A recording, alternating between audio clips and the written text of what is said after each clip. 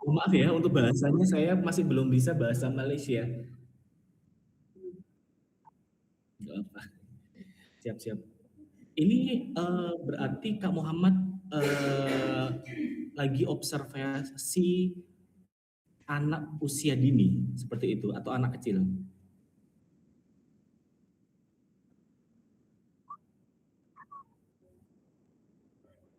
Oh, 19 tahun. Ya, ya, baik.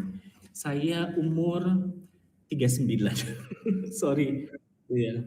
Mm, maaf, maaf. Nanti Kak Muhammad presentasi ya. Mm. Judulnya tentang apa kalau boleh tahu atau langsung atau bagaimana Kak Muhammad? Iya, nanti yang presentasi Kak Muhammad dulu ya. Iya.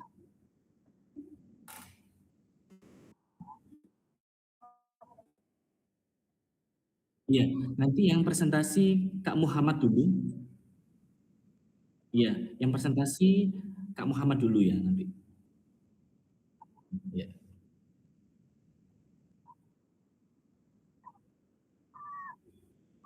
Boleh, boleh, silakan.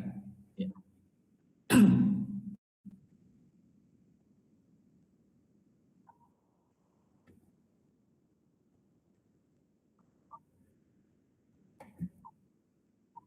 Iya.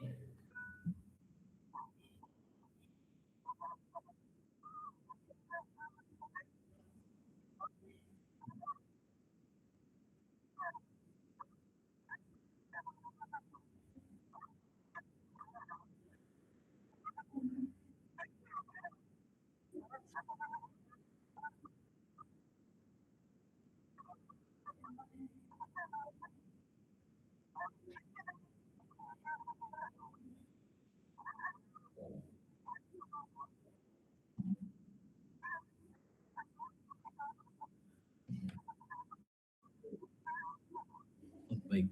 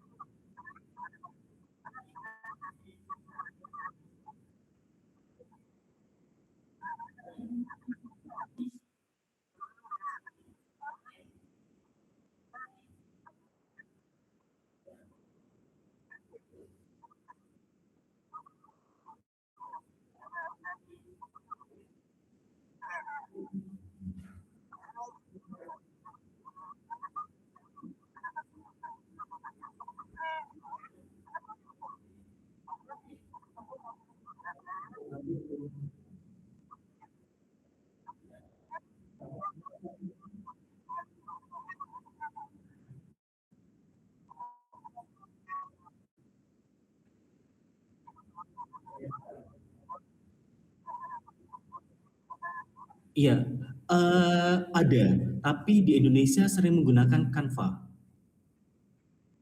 Canva, iya. Jadi kami sering menggunakan Canva.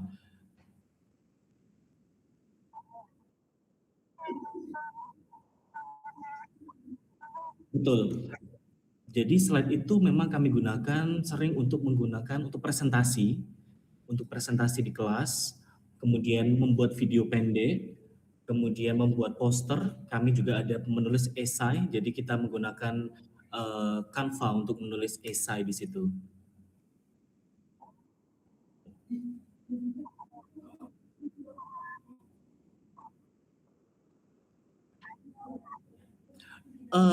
Iya, saya mampu dan mahir menggunakan Canva karena memang sering sekali ya menggunakan Canva itu bahkan setiap hari menggunakan sehingga karena terlalu sering menggunakan sehingga kami mampu dan bisa untuk menerapkannya.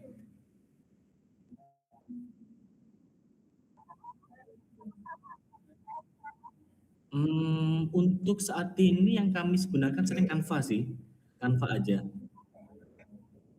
Iya. Iya.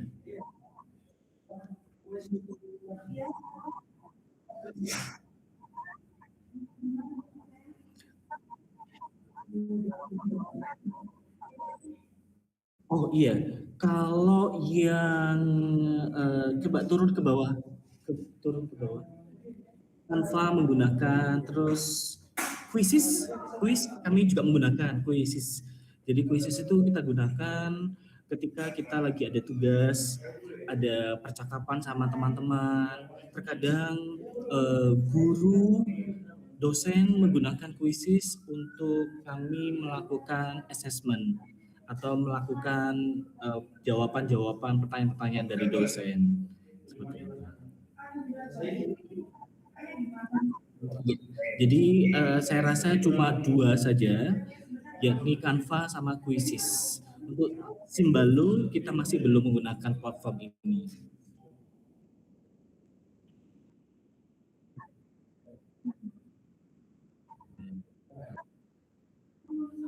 Iya, mungkin Kak Muhammad itu bisa menjelaskan tentang Simballo itu apa ya ke saya. Mungkin nanti bisa jadikan referensi bagi saya gitu. Oh, WeChat. Oh, baik.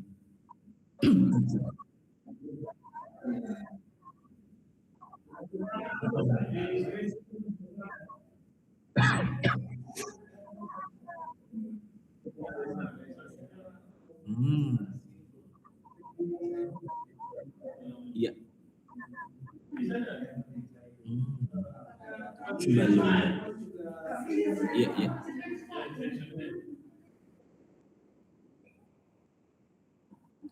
Ini berarti harus ini ya, apa daftar dulu akunnya gitu. Terus berbayar,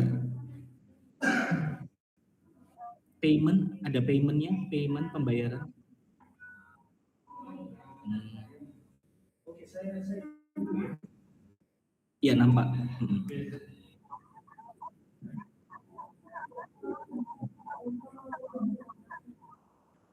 Hmm.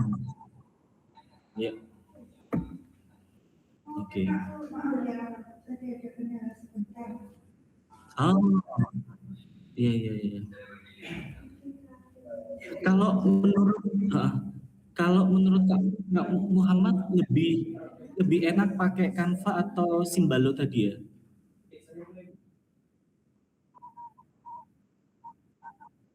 Iya.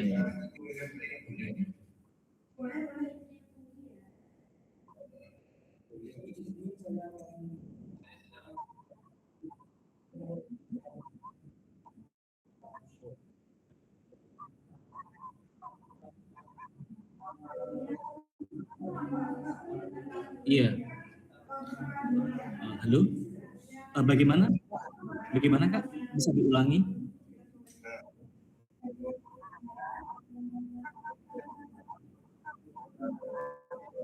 Boleh. Iya, boleh, boleh.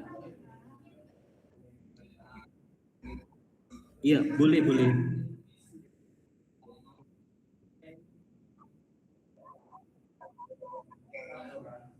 Eh, saya ini ya beri pertanyaan gitu ya.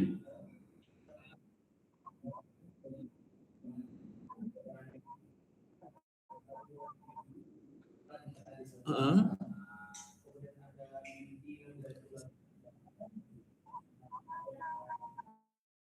Oh bagus, bagus. Iya, iya. Iya bagus. Artinya bagus sekali kalau saya melihat sangat mudah dipahami oleh orang-orang yang seusia saya. Jadi, mm-mm. Iya, jadi sangat mudah sekali ya. Tadi penjelasannya dari Kak Firdaus bagus sekali. Artinya kami memahami apa yang ada di dalam presentasinya tadi, apalagi menggunakan Sembalo, Canva, seperti itu.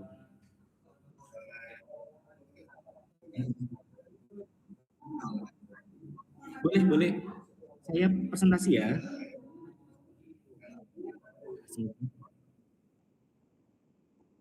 Mm-mm. Panggil Kak aja biar lebih mudah. Iya. Izin share screen saya.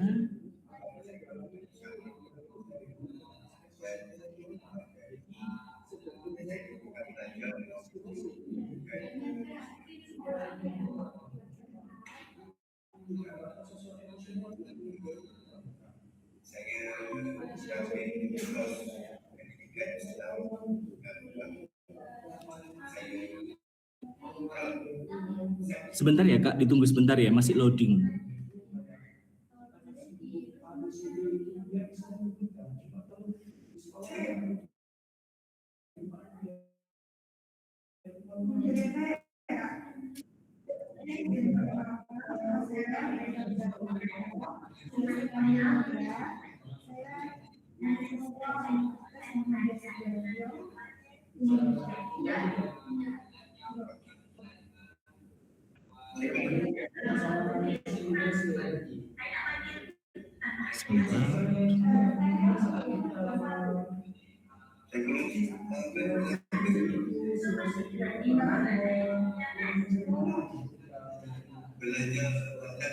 Oke Kak, apakah sudah melihat presentasi PowerPoint?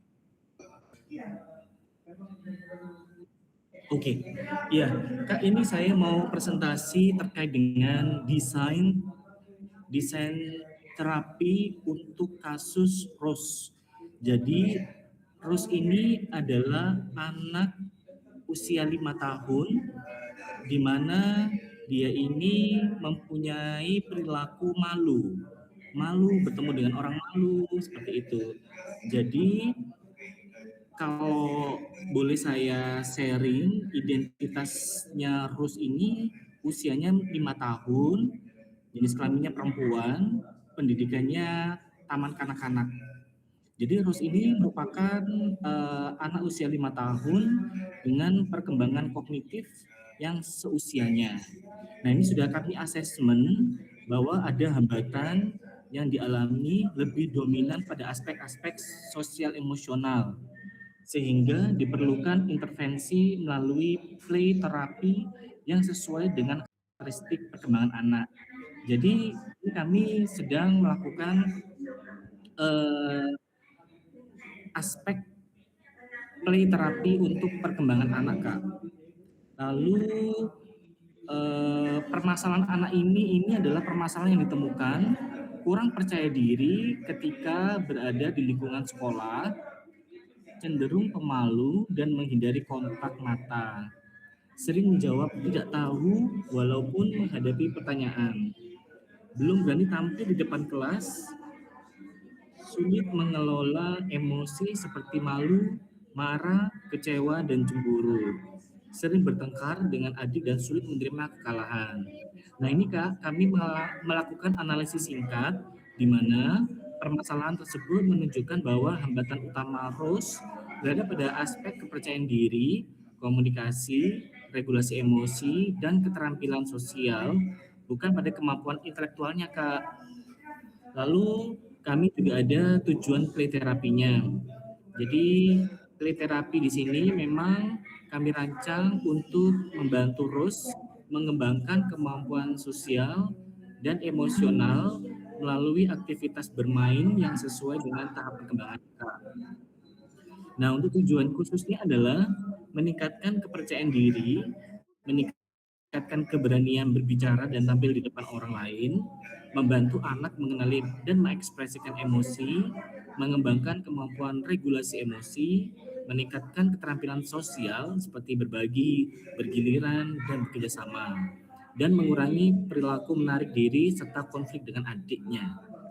Kemudian untuk pendekatannya kami menggunakan play therapy, child centered play therapy atau CPT, di mana karakteristiknya ini adalah berpusat pada anak bebas memilih permainan, terapis bermain sebagai fasilitator, menciptakan suasana yang aman, hangat, dan penuh penerimaan, menggunakan empati, refleksi perasaan, dan unconditional positive regard.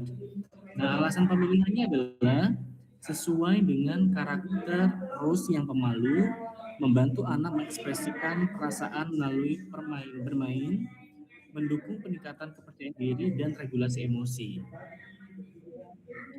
Lalu untuk alat permainannya ini kami menggunakan berbagai media Kak, ada media ekspresi, misalkan kertas gambar, buku gambar, krayon, pensil warna, spidol, cat air, clay, dan stiker. Ada juga media bermain peran sosiodrama, di mana ada boneka tangan, boneka keluarga, rumah boneka, miniatur sekolah, miniatur keluarga, kostum profesi. Lalu untuk media ekspresi emosinya kami menggunakan sentre, balok susun, boneka lunak, bola lunak, bantal lunak, bantal pukul, dan permainan konstruksi, Kak. Kemudian di sini kami juga ada teknik pelaksanaannya. Nah, untuk pelaksanaan kognitif behavioral therapy atau CBTP ini dilakukan 6 sesi secara bertahap, yaitu satu, membangun raport dan rasa aman. Di sini menggambar bebas, eksplorasi mainan, dan permainan perkenalan untuk menciptakan hubungan terapeutik yang nyaman. Yang kedua, mengenal dan mengekspresikan emosi menggunakan kartu emosi, perasaan gambar, dan boneka tangan untuk membantu anak mengenali serta mengungkapkan emosi. Dan yang ketiga ada ekspresi pikiran dan keyakinan diri. Di sini ada storytelling permainan, si berani dan si takut serta menggambar diri untuk mengenali pikiran negatif dan dari kelebihan dirinya.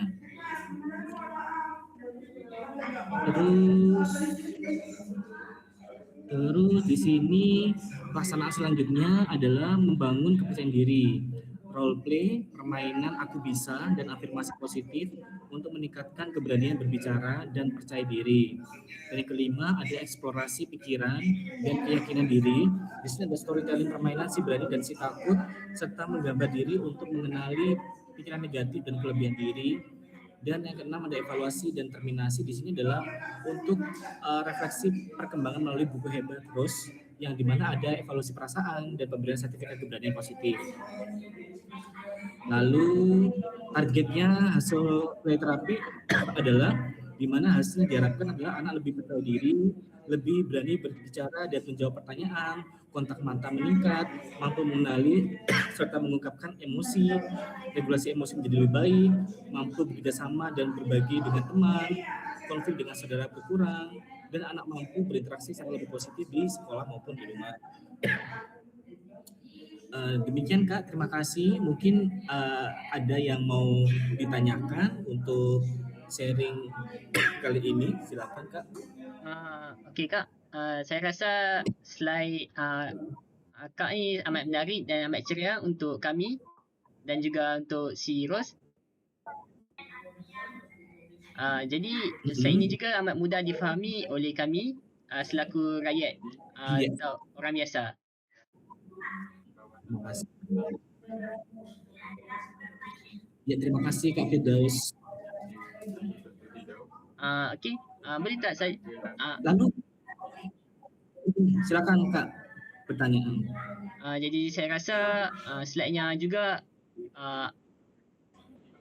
amatlah sesuai untuk dipamerkan kepada publik dengan lebih meluas kerana ia juga akan memberikan pandangan kepada publik berkaitan perkara sebenar yang terjadi. Ya, terima kasih. Lalu Kak, saya boleh bertanya tidak terkait dengan kasus anak usia 5 tahun itu kalau di tempat Kakak itu apakah ada yang pemalu kah atau memang mereka agresif kah, seperti apa kalau di sana? Sekejap Kak, ada orang call saya. Nanti saya balas Nanti saya jawab. Iya, iya. Sebentar ya Kak. Iya, siap. Okey. Di kasus saya, kami tidak berjumpa dengan budak lagi memandangkan kami baru 1 tahun di sini. Jadi baru 1 tahun. Ya. Jadi mungkin tahun berikutnya kami akan pergi ke sekolah dan berjumpa dengan budak dan kami baru tahu keadaan budak yang sebenarnya. Baik. Ya, terima kasih Kak Firdaus. Kak. Lalu tak apa-apa. Kak boleh teruskan? Mana? Kak Firdaus dulu ya. Gimana Kak? Saya mahu melakukan semula presentasi saya kerana ada beberapa perkara yang tertinggal. Bolehkah Kak? Boleh. Okey, maaf ya Kak. Boleh Kak. Iya. Saya mulakan sekarang Iya. Okey,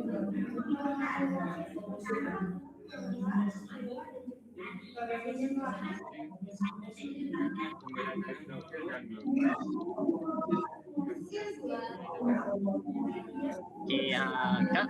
Jadi saya ingin presentasikan sebuah projek saya yang diberi nama Guru Bitara Nadi Negara Menjana Transformasi Pembelajaran Digital. Jadi presentasi saya ini diberikan nama sedemikian kerana seorang guru di sesebuah negara perlulah melakukan satu transformasi dari segi ilmu maupun pendidikan agar pembelajaran digital yang berlaku di negara tersebut dapat dilakukan di semua bilik darjah dan dapat dirasai oleh semua pelajar. Jadi ini berkaitan dengan diri saya. Nama saya ialah Muhammad Fidal Syahmi bin Hairul Nizam. Berumur 19 tahun. Bidang pengajian ialah pendidikan Islam di Karendah. Belajar di IPG Kampus Ilmu Khas dan ini alamat email saya. Ya, Kak. Jadi kita akan pergi kepada alat digital terus. Jadi alat digital ialah sebarang aplikasi, perisian, platform atau perkakasan elektronik yang digunakan untuk menyokong, meningkatkan dan memudahkan proses pembelajaran dan pembelajaran para pelajar. Jadi alat ini atau aplikasi ini juga dapat membantu para guru untuk memudahkan lagi pemahaman para murid agar pembelajaran mereka menjadi lebih bermakna dan lebih mudah difahami. Jadi di sini saya bahagikan pada 3 jenis. Yang pertama ialah alat pengurusan dan kolaborasi, kedua alat untuk personal learning environment PLE, dan ketiga alat penghasilan bahan PTBC yang inovatif dan kreatif. Jadi kita pergi pada aplikasi yang ada di jenis yang pertama iaitu alat digital pengurusan dan kolaborasi. Di sini kami ada Padlet, Google Jamboard dan juga Microsoft Teams yang berfungsi sebagai satu perisian atau medium yang menggabungkan para pelajar untuk melakukan suatu kerja secara terus dan pada masa yang sama agar pembelajaran menjadi lebih kreatif dan inovatif sekaligus dapat memudahkan lagi pemahaman mereka terhadap pelajaran. Jadi kita pergi kepada yang kedua iaitu alat digital untuk personal learning environment seperti Canva dan juga Quizzes serta Genially. Jadi alat-alat ini amatlah bagus pada para murid kerana ia akan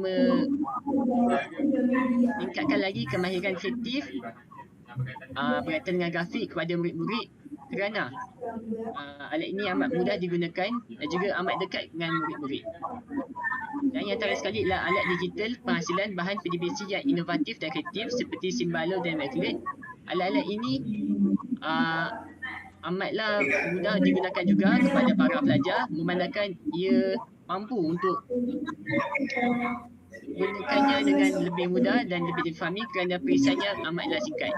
Jadi saya ingin bertanya pendapat Kak, adakah ada apa-apa aplikasi atau alat digital yang biasa digunakan oleh Pak di sini? Iya, kami hanya menggunakan Canva sama Quizzes ya tadi.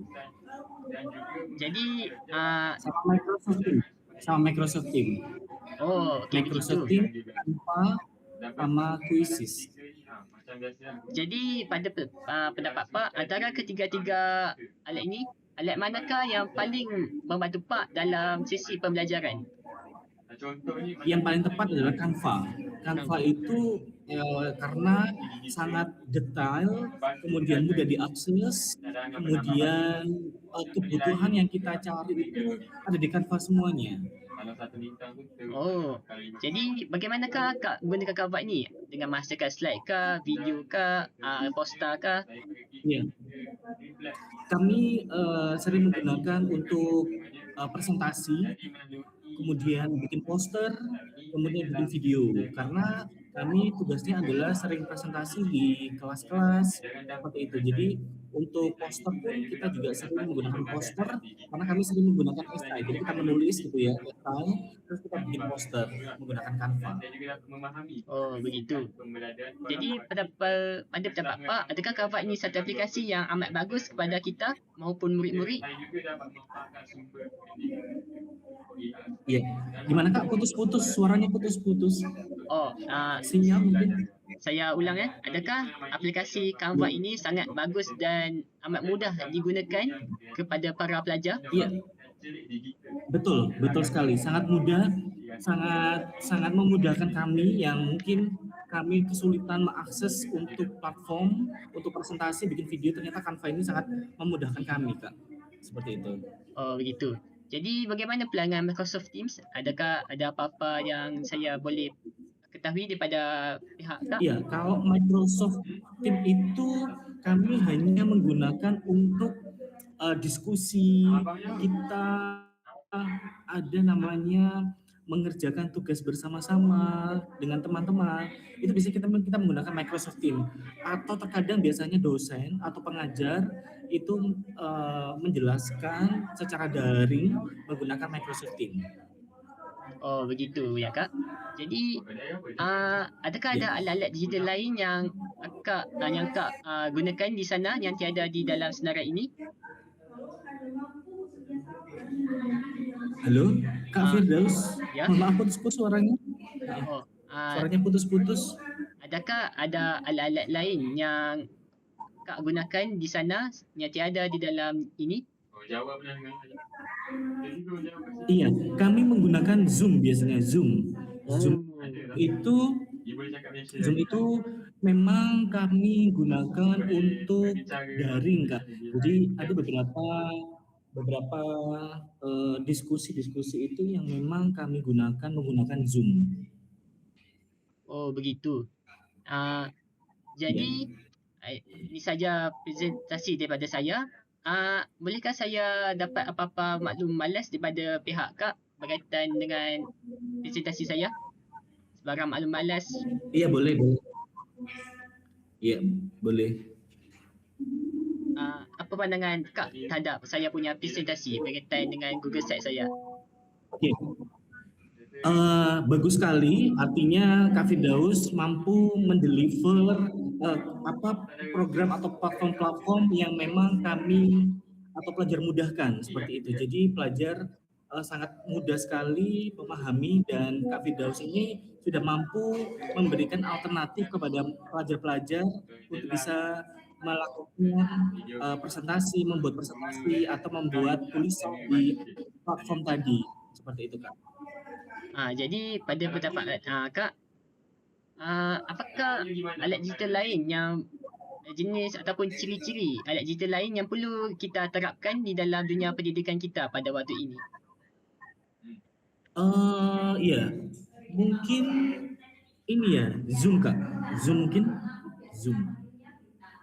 Zoom itu mungkin pada waktu COVID dulu itu lagi gencar-gencarnya ya, lagi banyak-banyaknya pakai Zoom. Tetapi untuk saat ini Zoom sering ditinggalkan seperti itu ya, Kak ya. Jadi memang mereka beralih pada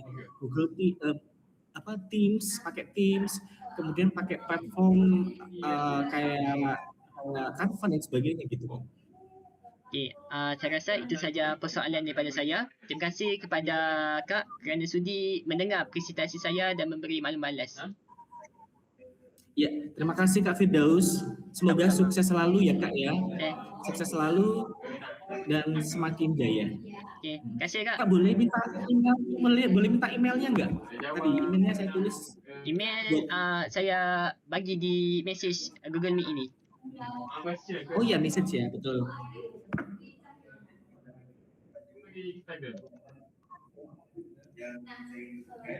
Kakak punya Instagram? Apa?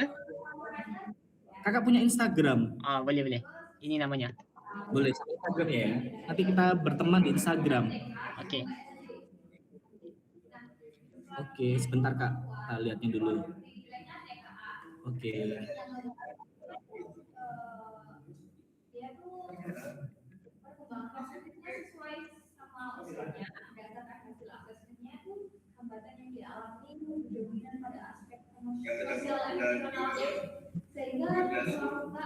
Sebentar ya Kak ya.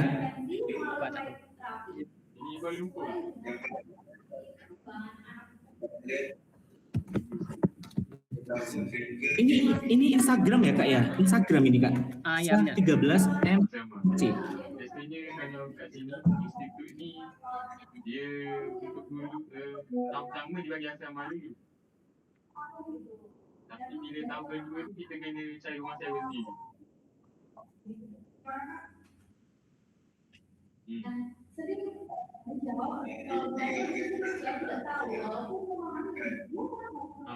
Kita paksa pindah sebab dia tak bagi. Dia bagi yang pengambilan baru. Bentar ya Kak ya, masih loading. Dalam apa gimana?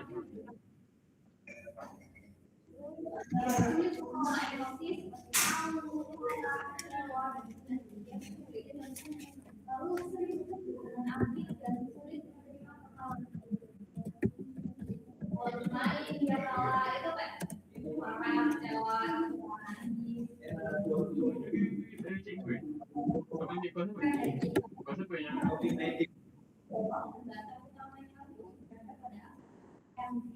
psikologi.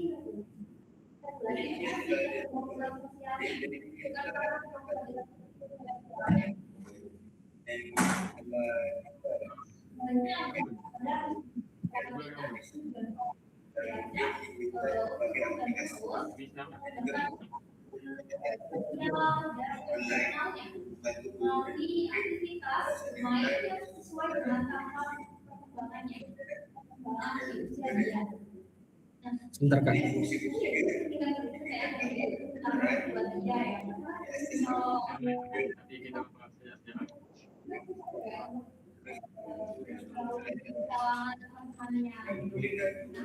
Sudah Kak, saya sudah mengikuti Kak. Ceritanya. Ayu. Ya. Nama saya David Cahyono. Tak boleh. Ayat saya dia tu. Ayat tu master. Okey, saya sudah follow. Oke, baik. Siap. Dia bayar. Terima kasih Kak Firdaus. Sama-sama. Semoga kita jumpa lagi ya. Sukses selalu ya. Okey, terima kasih. Ya, Semoga terima kasih. kamu terus sukses Kak. Dia bayar RM10. Ya, siap. Terima kasih. Oke. Selamat malam. Selamat malam.